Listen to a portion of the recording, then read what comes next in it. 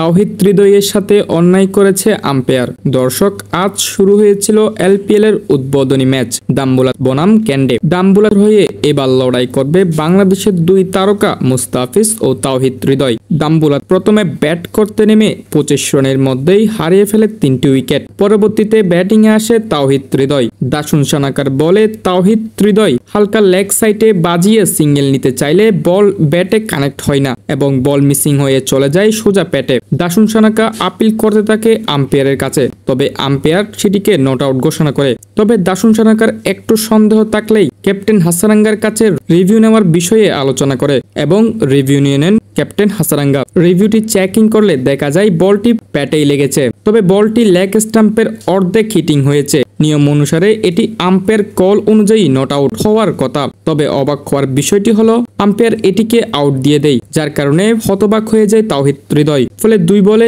1 run করে ফিরে যায় সাজঘরের দিকে। আজকে প্রথম ম্যাচ হিসেবে তাওহিদ হৃদয় তেমন জ্বলে উঠতে পারেনি এলপিএল এর এই আসরটিতে।